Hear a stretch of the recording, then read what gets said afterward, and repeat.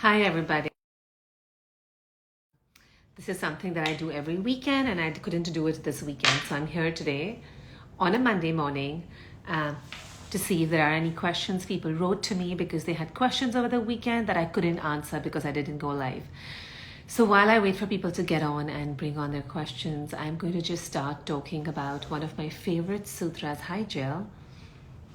One of my favorite sutras from the Ashtanga Hridayam, and just to give you a sense of the start of this text, right? So Ashtanga Hridayam, again, is something that I'm teaching, but it's one of the main texts of Ayurveda, one of the main three ancient texts, right? Which is the most relevant to our time. So there's the Charak and Sushruta and the Ashtanga, and the Ashtanga is the most relevant to our times. So it starts out with this sutra that says, and that is my sister's painting, and I'll tell you guys a story about that painting as well, right? So the sutra starts like this. It says, Raga Adi Rogan Satatanu Shaktan Aseshakaya Prasatana Seshan Autsukya Moharatatan Jaganam Yo Purva Vaidya Namaste Tasme. So what it says is that all diseases have their origin in greed, lust, anger, etc. All of those negative emotions is really where diseases start. And I will answer those questions, Prabji Kaur. I just want to get through this, but bring them on. So that all diseases, right, start in actually are rooted in these emotions, right? Because even if there's greed, then there's greed for food, there's greed for money, and we kind of all do things out of line.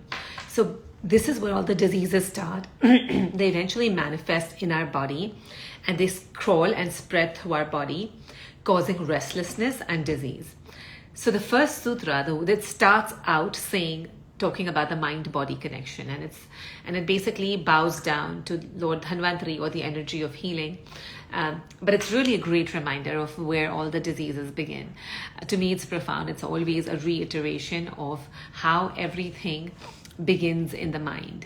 All actions which are against our wisdom, which are against our health, actually begin with an emotion in the mind, right? Whether it's greed, it's lust, it's anger, and we do things that we know are not really wise for us or healthy for us because of these emotions. So I thought it's a very useful sutra as I'm preparing for my Ashtanga Hridayam class that begins next Tuesday in the morning. And I'm looking at these sutras again, and each time I look at these sutras again, I feel like I connect with them deeper, and this awareness is going to sit with me deeper today, and that's why I wanted to share it with you as well, so that it could sit deeper with you and make you think about all of those actions which come from a place which is less than optimum. Do you please clear confusion between naturopathy and Ayurveda? I'm going to answer that question first because it's a really great one, right? Naturopathy and Ayurveda are actually quite different. Because they're both originated in the nature, we always think they're similar, right? They're very, very different. Naturopathy is a more raw, wild, jungle-based science. And I'm saying jungle-based not in a bad way, but it's more like that, right? And it's much more recent than Ayurveda. Ayurveda is much more ancient. One of the biggest differences between Ayurveda and naturopathy is the reliance on Agni, inside our system, on the Agni on our gas stoves, on the Agni of the universe. All of Ayurveda is based on the sun, on the fire, and the digestive fire, right? And naturopathy is actually not. So does naturopathy work, in my opinion? Now, wherever Agni is not required or scraping is required, right? Diseases of overnourishment. So for example, right, when people have excess cholesterol, excess sugar, obesity, naturopathy can work for a certain amount of time because it relies on a lot of raw foods. While those raw foods are very heavy on your digestive fire, some of those raw green foods have the ability to create a short-term scraping effect, right? So I want you to think about it as sandpaper, or like ashes, which are very dry, right? Anything that's raw and dry, and if you scrape it on a surface, right, sometimes it even absorbs oil. Something that's very dry can even absorb oil. So the concept of naturopathy is when there are diseases of overnourishment, right, like diabetes and, like I said, high blood pressure, cholesterol, excess plaque. In the short term, naturopathy will scrape off that excess plaque, that excess slime from your body, and kind of can bring it back to equilibrium in the short term. if you go on with that for a long term, then new cells cannot be nourished.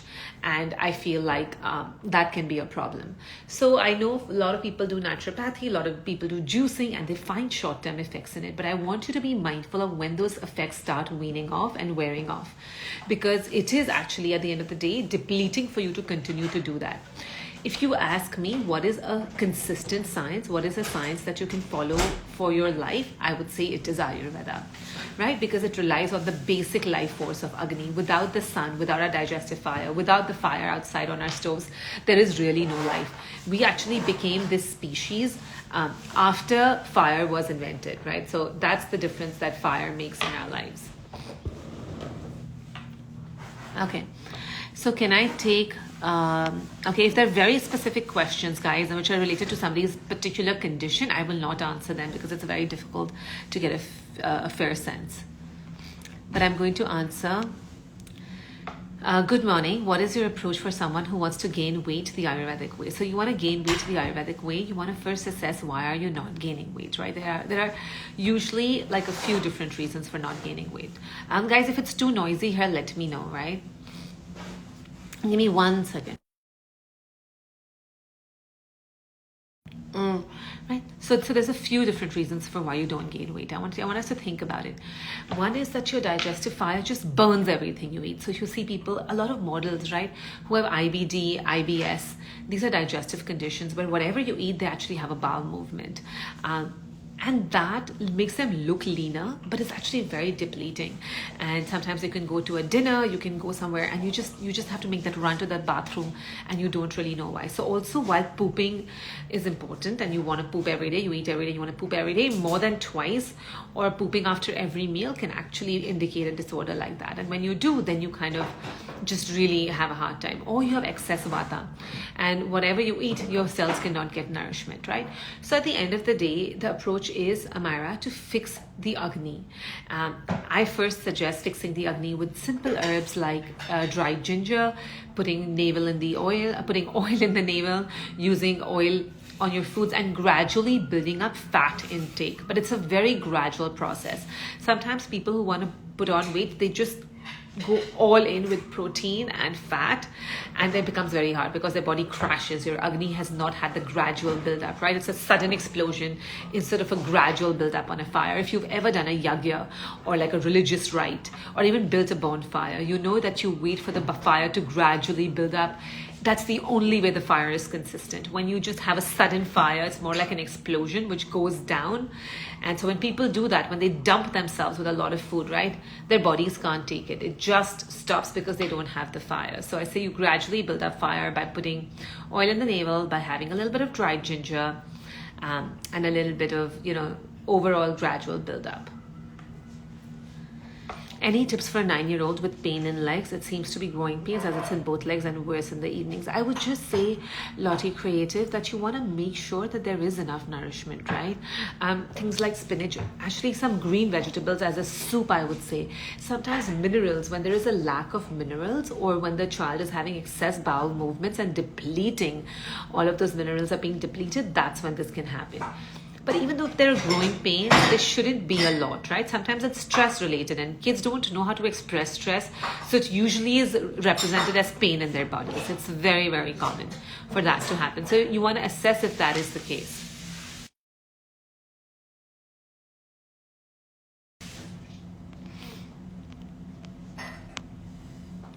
So can you talk about bone broth and how often can we take it? How can we prepare? So I am vegetarian myself, and I want to just make that very, very clear that I'm vegetarian. But you can actually take it up to 4, 5, even 7 times a day, right? So a lot of people, especially people who are depleted, can benefit from it. And you just prepare it by cooking it in some fat and boiling till you see the fat kind of come up, and you can put your spices in it. The brand of the Shadadhata Ghruta, I use Mandakini. It says it in Hindi, and I think it's original. That's the name of the brand, but it says it in Hindi. So it's a very basic primitive brand, but it's really good. But even if you get another brand, you just want to make sure that the texture is white and creamy and it has no smell. how do we cook or manage food in a family with 4 of a different prakriti? And it's super easy. I just want you to think, make a simple meal, right? So if you're making a grain, you're making lentils, and you're making veggies. Let's talk about the kapha. The kapha will eat less grains and more veggies and more greens, right? He will not also add excess fat. What he might do is add some spice, ginger, some herbs to him. So with the kapha, you add herbs, add spices, go low on the grains. So you make the same food. The vata, you can add some ghee and you can add some spices for the vata, right? So you would add some fat on top, and you would add like something called panchkol, which is a great spice for vata. It's like a little spice mix, which is quite tasty. Or you can add some dried ginger for the vata or some cinnamon. For the pitta, and you would just add the fat. So the vata pitta, the vata has both fat and the spice. The kapha does not have the grains, does not have the fat, but has excess spice, fat on top, right? Of course, the food is always cooked in fat, but I'm saying added fat on top, like a drizzle of the olive oil, for example. And the pitta will always have that drizzle, right? The pitta will also do more rice-based things. The vata will do more of the root vegetables and the grains. So by just kind of assessing, right, changing what they're eating, by adding something to it, right? Even if you didn't want to add anything at all, right? For the pitta, you want to make sure there's enough greens, there's enough rice. For the vata, you want to make sure there's enough of root vegetables and enough of grains.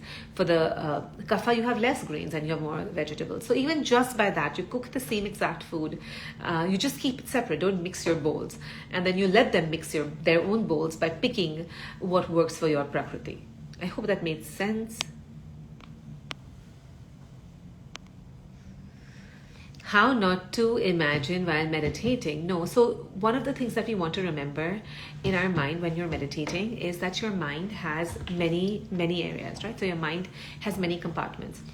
And there'll be one compartment that will go off, which will go off thinking about your day, about your future, about your past, which will imagine stuff, and that's fine. I think accepting that's going to happen or can happen is the first important thing.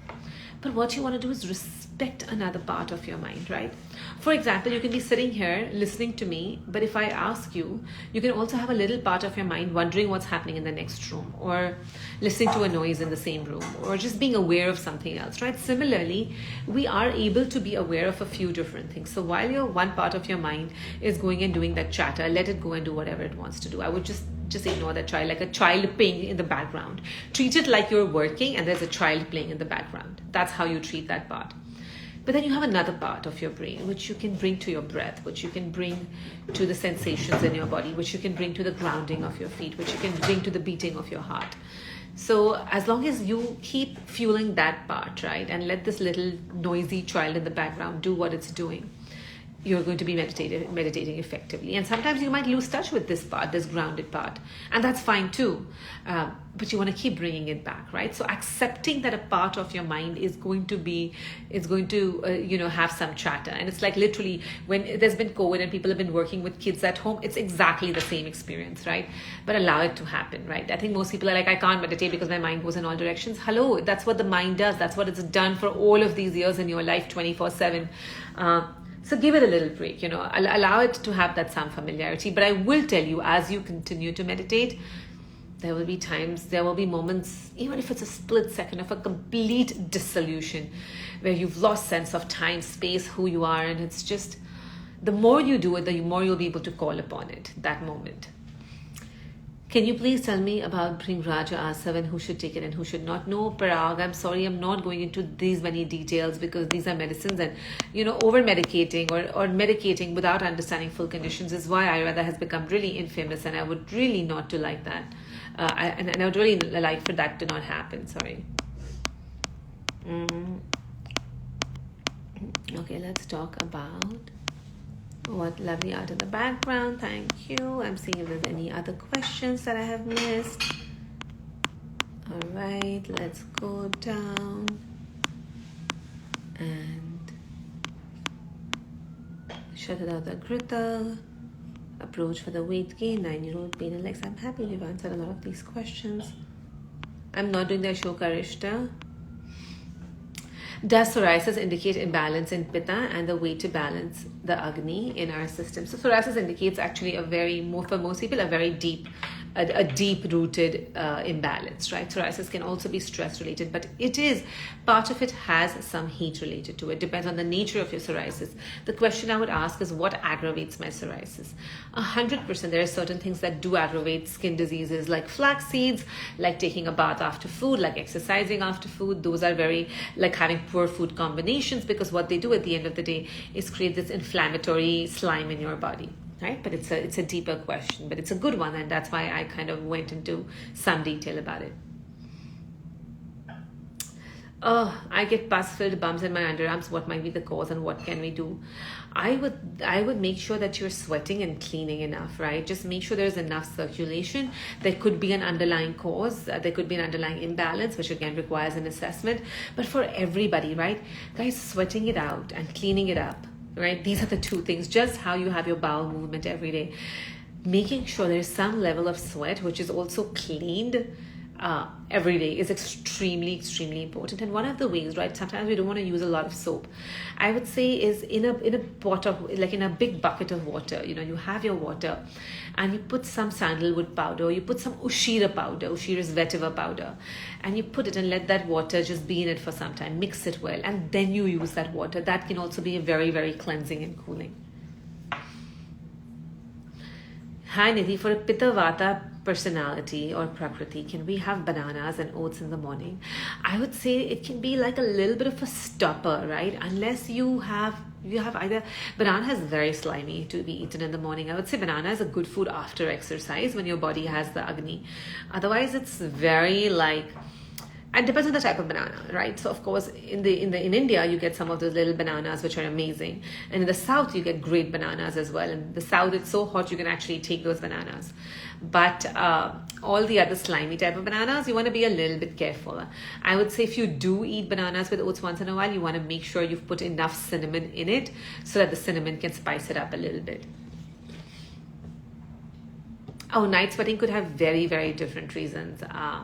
But those are again deeper reasons. And you want to, one of the things that helps with night sweating, I would ask anyone who has night sweats to actually try this first, is soak a teaspoon of coriander seeds in a cup of water overnight, and in the morning to consume the water, and see for 4 or 5 days if that helps. Could you please share insights on fasting and juice cleanses? And so QnA, I kind of did. It's the same things between the naturopathy and Ayurveda. In the short term, in overnourishment diseases like obesity, etc., it can seem helpful. In the long term, juice cleanses and fasting are a complete disaster to your Agni. And I have no qualms about saying this so openly. They are a complete disaster.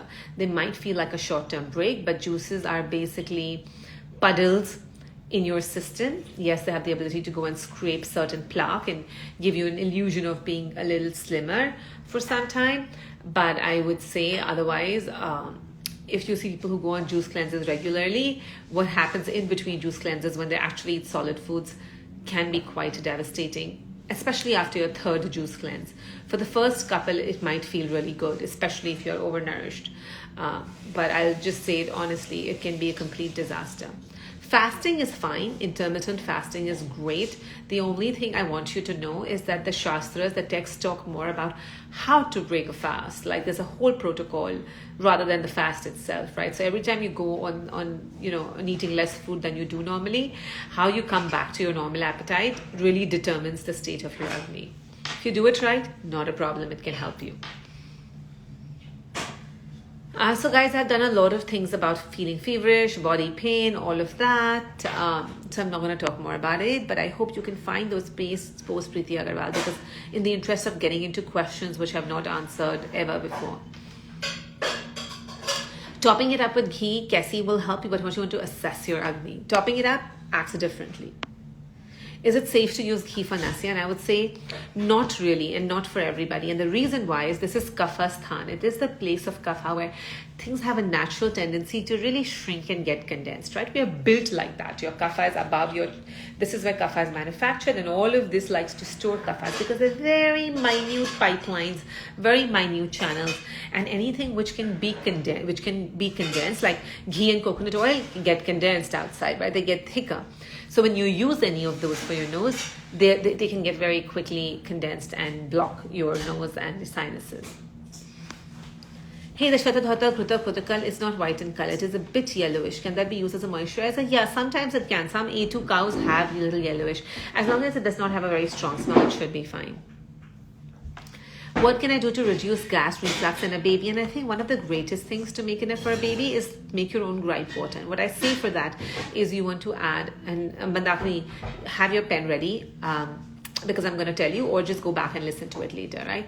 But you want to have some chamomile, you want to have some dill seeds, you want to have some ajwain seeds, you want to have some imbelia rives or vidanga, and you can even have some cumin, and you can just boil a mixture of that and just give the baby 1 or 2 teaspoons of that, and the baby will feel much better. Or the mother can have something called dashamula tea. The mother can have dashamula tea 2-3 times a day, or even dashamula arishtam, and that's going to help the baby with gas. Love my earrings. Thank you. Cassie. I keep my Shatadhata Kruta overnight, basically. We already answered that question, Anshu Lakhmani. Any Ayurvedic remedy for darkened underarms? Yes, there is, absolutely. You want to work with somebody. If having imbalanced pitta, then can consume dried ginger. You can consume a pinch of dried ginger here and there, not a problem. Okay, guys, I'm not going to answer questions like chronic asthma, right? This is not a treatment session. I really wish I would. These sessions are done so you can have a general understanding of your body, of your products, etc. Right? So causes of constipation, for example, causes of constipation. Let's look at Vata, Pitta, and Kapha causes of constipation. They can all get constipated.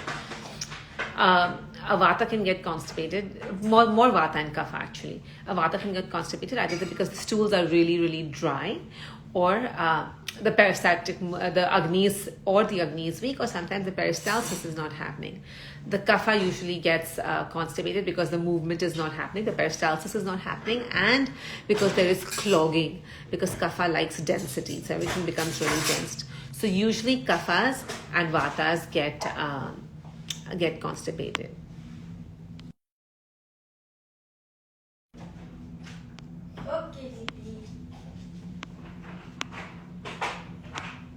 Okay, let's see what else is there. What could be the reason for somebody constantly dropping weight? Yeah, that is something that you really want to look into, and I gave a couple of reasons. The Agni is really, really acting up, or there's a lot of burping happening, and just the Agni is just very, very volatile. So it's something you really want to look into. Yeah, Pinal, I'm sure there are a lot of people who make sure that others are at home. I think it's a really long, crazy process.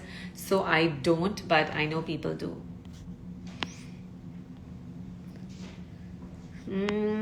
Fasting and juice cleanses. I think there's a lot of same questions again and again. Can you meditate during COVID? You absolutely want to meditate during COVID, guys. Okay, now I'll tell you, I have cared directly in the same room for 3 COVID patients in the last 2 months, literally in the same room, and I've been fine. And one of the things that I used as a tool to remain fine was meditation. There has been research done that when you meditate, the cell structure changes. The cytoplasm is a little bit more plumped, and there is more healing that's naturally happening, because your body, your cells retain all the nutrients that it would actually dump out if you were in crisis. So if you were in crisis, for example, your cells would dump out the glucose into the bloodstream, and your cells would not really bother with its own repair and rest, which happens in times when you're not in survival mode. When you're meditating, you're in an ultimate bliss, ultimate healing mode. So I've cared personally 3 people in the same room with COVID in the last 2 months, been fine.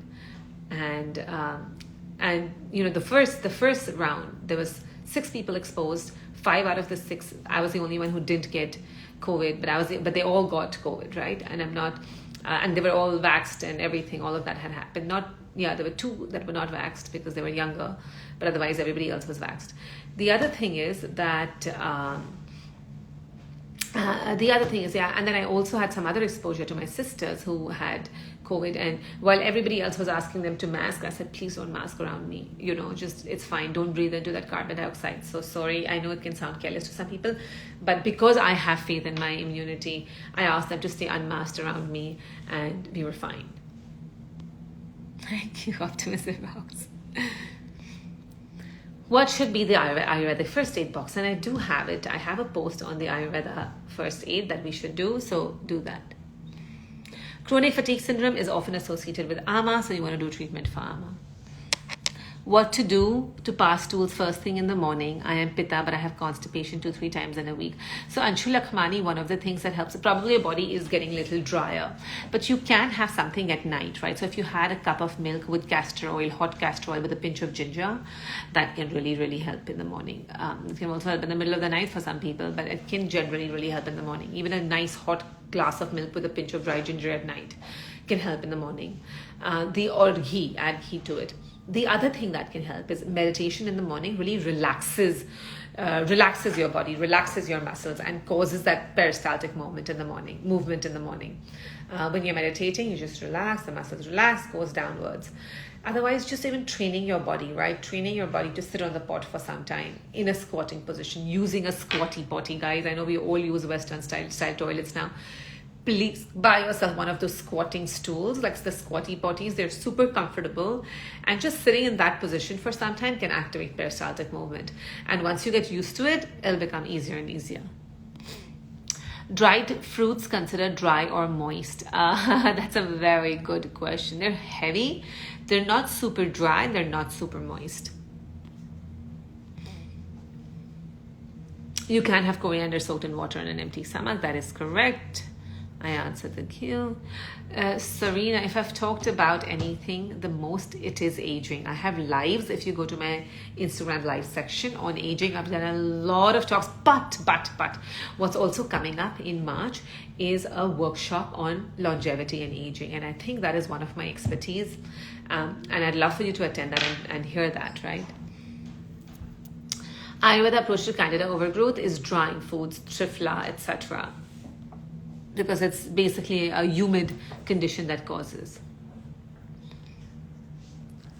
Can we eat later at night if you're physically active? I take yoga classes at night. I feel hungry, but I can't stay up late. I would say yoga with Kitty, if you're eating, you have to stay up for at least a couple of hours after. But why don't you have a glass of milk or maybe a couple of dates with your milk if you can. But I think it's important to nourish yourself if you are really teaching yoga classes at night.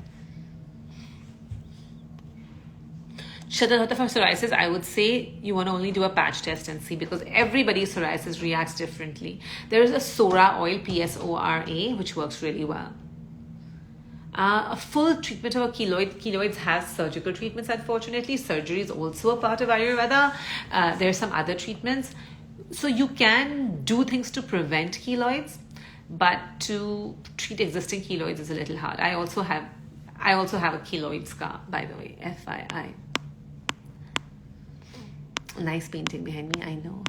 This painting was manifested when I was moving into my apartment.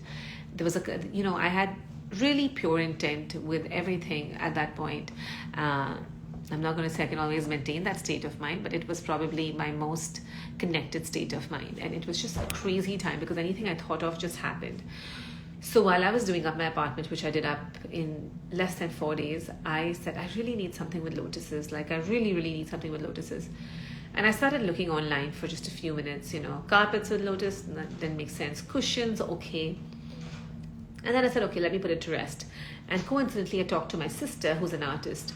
And usually, before she starts even painting, putting her paintbrush on the canvas, people have reserved her paintings and said, oh, okay, this one is mine. I'm going to take this one. I mean, even between friends and family, her paintings are all gone. Nobody ever gets it. But then I was talking to her and she says, Nidhi, I have a painting that I've not shown anybody because, one part is messed up and I just haven't shown this painting to anybody. Do you mind looking at it for me? And I would never get a chance to have any of her paintings because they're always taken and I live overseas. And she opened it and it was exactly the colors I was looking for and it was exactly the lotuses I was looking for. And I said, oh my God, thinks this is mine. And yeah, here it is. And a lot of other things happened in my apartment like that. Anything that I wanted just crazily happened. And I think the universe worked to give me the space that I really wanted. So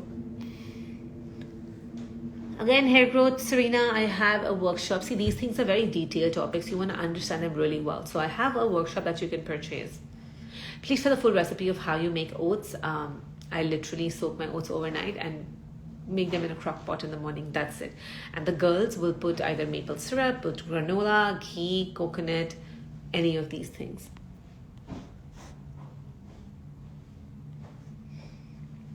Okay. I have the same questions again and again and again.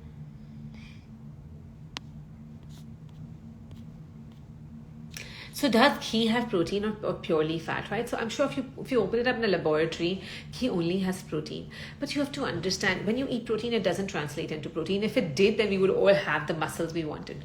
How your body breaks it down. Ghee will allow you to break down protein. So ghee is a very essential part when you're having a protein diet. You put ghee in your dal, it helps to break it down. It's the fuel, essential fuel that you need to break down protein. Even other proteins in your body get assimilated well when you consume ghee. You cannot use cold pressed sesame oil for daily cooking. I know some practitioners have been saying to use sesame oil. You cannot use sesame oil every day, right? Sesame oil is kushtakara, which means it can create skin diseases when used on a regular basis. It's more for an application, occasional internal consumption, but it is not to be used every day. It is not to be consumed every day. And that reminds me, I had my til laddus here, which I can't find anymore.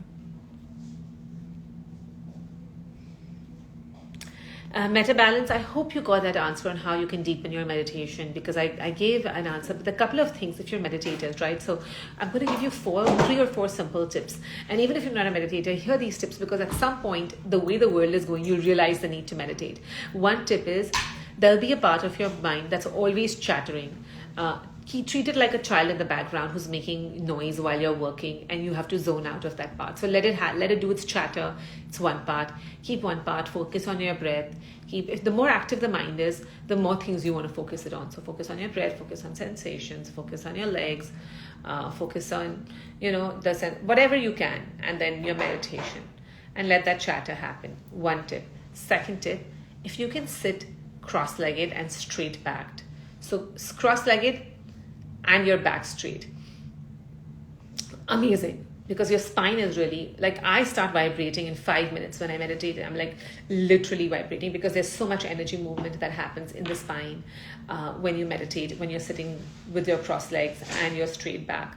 So it might seem hard. For me, it was impossible in the beginning, but there is a technique where you turn your thighs, right? So your thighs have to be turned slightly outwards, and your lower pelvis has to engage. Most of us sit straight by arching our back, and that's really very uncomfortable. But you're supposed to engage your core and really engage your lowest part of your pelvis and turn your thighs outwards just energetically, and that is going to give you a really good base and straighten your spine. So that's the second tip. The third tip is for meditating. Is that if you can try to not move, right? Even if it's only a period of 15 minutes or 16 minutes or 45 minutes, try not to move, right? Because when you're moving, you're still tuned into this realm of like body and sense, movement and discomfort. You'll feel uncomfortable and say, yeah, I'm feeling uncomfortable. And try and just witness that. Let it be in the background, the discomfort. And then you come back to the breath. And then again, there's discomfort and you come back to the breath. So if you don't move, it'll take you much, much deeper in your meditation, right? Or you move less. Or at least challenge yourself a certain amount of time to not move. The other thing is wearing blindfolds. So in the beginning, when you start meditating, a lot of people, because your mind, this part is active, eyeballs move a lot. So you want to just try wearing those blindfolds, meditation masks. Eventually, like today, I can do my meditation without the mask. I don't even realize if I have the mask or I don't have the mask. Sometimes I'm like, I don't have the mask. But in the start, you want to use the meditation mask. So I think these are really 4 important tips for meditating. You don't need to store it in the fridge if you're using it every day. But if you're not using it every day, then you want to use it in the fridge.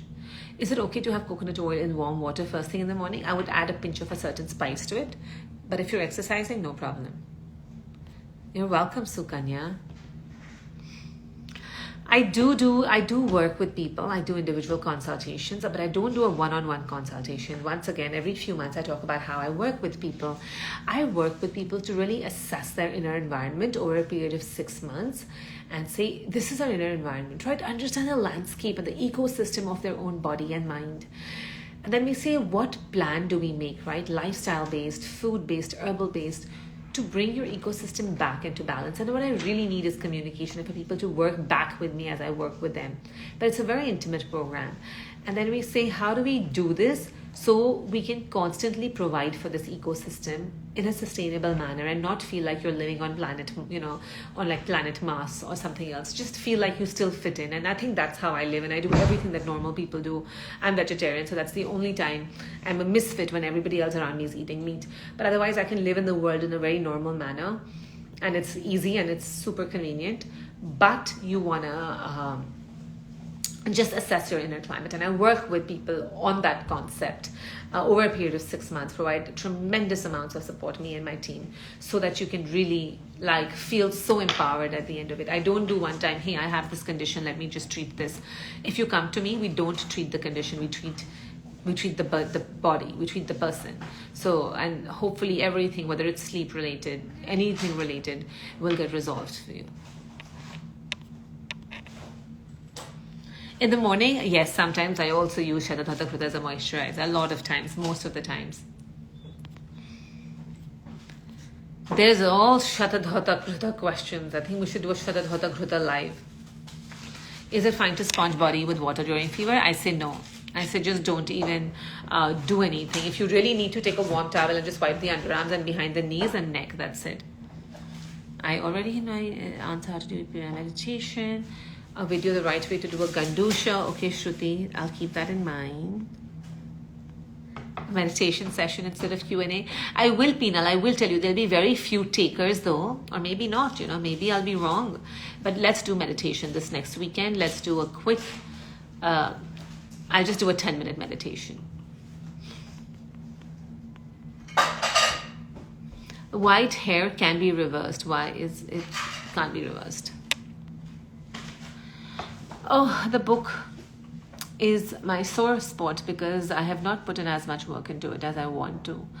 But it shall happen. Post birth control detox support, I would say if you can go to a very authentic center for Panchakarma, make sure it's been run by Vaidyas who are trained in India, and then you can do that. And I think that can really, really help.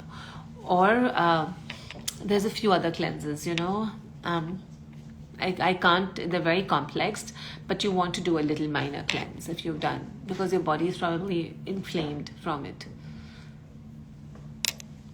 Recommendations for starting out on asanas, I would start out with very basic, right? So if you really want a strong asana practice, you want to spend a lot of time, a whole year, on doing only the basics. All of a vinyasa flow means that you graduate. So when you're doing one, only when you've done the first right, are you ready for the second? When you've done the second right, are you ready for the third? And you eventually, before you know it, you're just headstand is a side effect of doing the basics right. And that's what happened to me, right? For years I did I want to do that, I want to do this, and I want to do Pincha Mayurasana. Really didn't get much. I had sore wrists, had body pain from yoga. Then I spent one whole year. I got the most amazing teacher just once a week. But we put in full juice for that 1.5 hours that she worked with me every day, every week. And I got said only the basics, just learning how to use my joints, how to use my body. And by the end of that year, I was doing things that I could never do. My pelvis is a little tilted, so I would never squat. I could easily squat. I could do a headstand. I could do things in a way which didn't cause any pain, and my body became extremely flexible and elongated. And so you want to just start with the basics. I like yoga with Adrienne on YouTube with just her basic asanas for a whole year. Premature graying in kids is definitely a condition inside. Yeah, there's something going on. Too much burping can either be with excess vata or a blockage. I feel like if your mom tends to eat banana fruit, my mom, same problem. Lots of burping. Thyroid as well can cause it, because thyroid really shuts up your Agni, especially first thing in the morning. And yeah, it's a tough one to solve. But there's something called Shadadharan Churna, which she can have 2 tablets with all her meals. What is the remedy for headache because of sinus? I would say steam and neti. Steam, neti, nasya. And just massaging here with like a drop of eucalyptus and another oil. How to get under eye bags? Make sure you have good digestion. You're not eating a lot of sour foods. Those are the first two things I would say. Okay, guys, a couple of more questions. And then we shall be good. Yes, Lakshmi, the answer to someone who is recovering from cancer, having grass juice once a week, not a problem for most people. What shape bracelet am I wearing? I'm wearing two these are both gifts, both of these bracelets. This is a teardrop given to me by somebody. Says that may you never shed a tear. I find it very cute, so I like this. That's what it signifies. And then this is just another gift. These are the two bracelets I'm wearing. Oh, the question was, can you have soaked almonds, walnuts, seeds with oats? You can, absolutely, especially if you have the acne. What does my exercise practice for the last year? It has not been as I want it to be, but I want to do a live with exercise and meditation. So if there are people who want to do that, let me know. Thank you, Pina. G. Shikha, night sweating is to do with much deeper tissues, dear. And I gave one suggestion already with the coriander seed water. Any remedy for hirsutism? And sure, that's a full process. It's a full process. Oh, I see my lovely, beautiful sister who has joined. Is milk consumption bad for fibroids? Can be, depends on the type of milk. What can we use for everyday cooking other than ghee?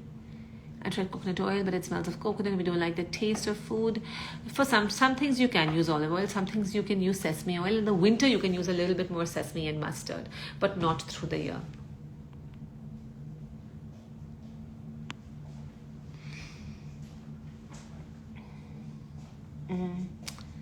Which brand of Chatadhata Gruda is good? Again, we answered this question. Thank you, dear. Using a meditation can help for a comfortable posture. Absolutely. Okay, let's quickly do this. Dried ginger powder should be taken 1 pinch either on top of your foods or in hot water. Thank you, Manishka. Thank you so much. Dhana seeds, not a problem. Okay. Let's see. White beard. If you are a man and you like to sport a beard, love it. I think men, when they gray, it really adds a maturity to them. Okay, we will do the live meditation. I feel like there's a lot of same questions today. A lot of same questions. I'm not in India. I'm based in New York. Ayurveda, but you need a Panchakarma to really cure Ayurveda. Okay, let's just go down and see what is happening. Meditation. Do you use corn oil? I don't use corn oil. Exercise. Can we use corn oil? Okay. So guys, I see that there were very specific questions. I didn't want to answer very, very specific questions. They don't help everybody else. But if there's anything general that you want me to talk about, I can stay on for another couple of minutes till 9:45 and we can do this. But I hope otherwise, overall, this was a helpful session and we got something out of it. I apologize for not doing it on the weekend. But my Ashtanga Hridayam is starting next Tuesday. I don't know if I will be offering this again in the same manner. I do want to tell you guys, I teach from my heart. It's the most precious thing I teach. It is a commitment for 6 weeks. You can, of course, watch recordings on Zoom later. My team is always there to support you with everything that you need. So I would love for as many of you to join us as you can. Of course, the more people there are, the more energy it brings, but also sometimes an intimate group really, really works. So, I hope for all of you, anybody who's interested in Ayurveda, what that is going to give you is beyond years of training, beyond years of going to Ayurveda school. It's the most deepest way to get into Ayurveda. For COVID protocol, guys, I have something. If you go to the link in my bio, you can just click and it's a free download, and it is a foolproof COVID protocol. I would say just go ahead and do that. It's great. It's a little lengthy, but it only looks lengthy. It's not, because it has a lot of recipes. All right, do I offer any scholarships for my course? No, but if you're really interested and you have a situation, write to me and we will try and offer you the best discount that I possibly can, right? So I will offer you the best discount I will tell you, right? While it's important for all of us, right? Even your Shastras teach you this, to make income, right? To support. I'm very conscious of my work, and I'm very conscious that I give more than I take, and I put more energy into it than I receive. And at least I try to make that effort constantly, right? That at the end of the end of my life, I am in debit, not in credit. And the same way I treat my courses. So given the limited time that I have to work and teach, I do try and price, and where I live, price my courses at the best I can. But what the value I deliver, I promise you that the value that will be in these courses is beyond, is 2x of what you will put in it. And the support we will give you in terms of if something goes wrong or if you have questions, I will put my heart and soul and I will get into that. So I want to do any courses in London. No, right now all my courses are virtual, and the Ashtanga Hridayam is something we are starting next Tuesday. So if any of you want, please, please,